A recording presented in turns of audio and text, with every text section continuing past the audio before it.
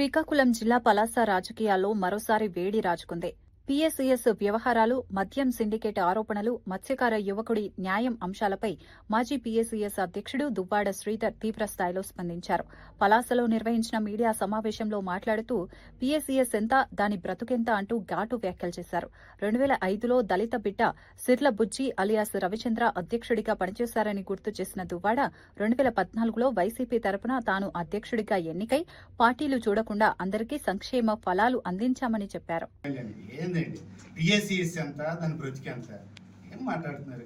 2005లో ఒక దళిత బిడ్డ పిఎస్సిఎస్ అధ్యక్షుడు. అప్పుడు మీ నాన్నగారు ఎమ్మెల్యేగా లేరా? ఏంటండి అన్యాయం? ఒక దళిత బిడ్డ పాపం ఆయన సిర్ల రవిచంద్ర బుజ్జి అది మంచివాడు, ప్రజలకు అన్ని కార్యక్రమాలు చేశాడు. ఏముంది? తర్వాత నేను ప్రజలతో ఎన్నికైన 2013 నుంచి 19 వరకు.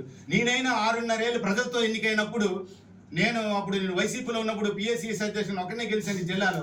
గెలిచినాక మీ నాన్నగారి కదా 2014 ఎమ్మెల్యే.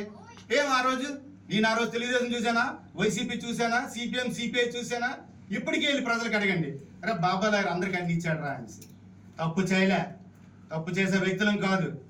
దమ్ముంటే కట్టుకో, ఎన్ని తప్పుడు కేసులు కట్టుకో. తర్వాత పైల వెంకటరావు చిట్టి గారు, తర్వాత చింతాడు మాధవ్ గారు. ఒక విషయం నేను ఇప్పుడు చెప్తున్నాను. 2025లో ఒక అద్భుతమైన 15 కోట్ల విలువైన బిల్డింగ్ కట్టారు. మీకు దమ్ముందా?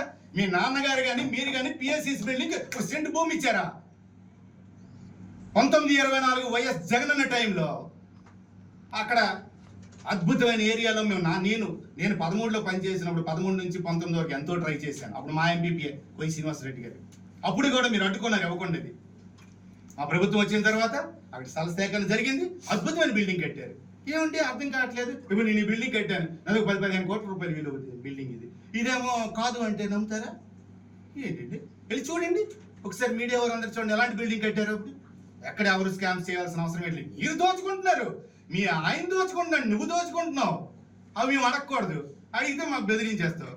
పెట్టుగా తప్పు చేస్తే కేసులు పెట్టండి, 1 కాదు 100 కేసులు పెట్టండి. భయపడిపోము. తప్పు చేయలేదు, తప్పు చేయం కూడా. ఇలా కాదు, మీరు ఆనాడు చేశారు, మీకు ప్రజలు అండబెట్టారు 2019కి ముందు. ఆ గతి పరిస్థితి వాళ్ళకి ఈ రోజులకు వచ్చింది. మళ్ళీ అదే జరగబోతుంది. ప్రజలు ఇప్పుడు ఎలక్షన్ పోతారు. నేను చెప్తాను కదా, ఇప్పుడు ఈ రోజు ఎలక్షన్ పోతారు. మీ ప్రభుత్వం ఉంది కదా, ఒక కేసు కాదు, దమ్ముట 100 కేసులు పెట్టు. 100 కేసులకి నేను బెయిల్ తెచ్చుకుంటా, నాకేం పర్వాలేదు. నాకు ప్రజలు ఉన్నారు. మీరెవరు? నాకు ఈ పలాస నియోజకవర్గంలో దువ్వాడ శ్రీధర్ ఏంటి అనేది అందరికీ తెలుసు. ఖచ్చితంగా నేను దయచేసి చెప్తున్నాను, మీరు ఎలక్షన్లో ఇచ్చిన హామీలు నెరవేర్చాలని డిమాండ్ చేస్తున్నాను.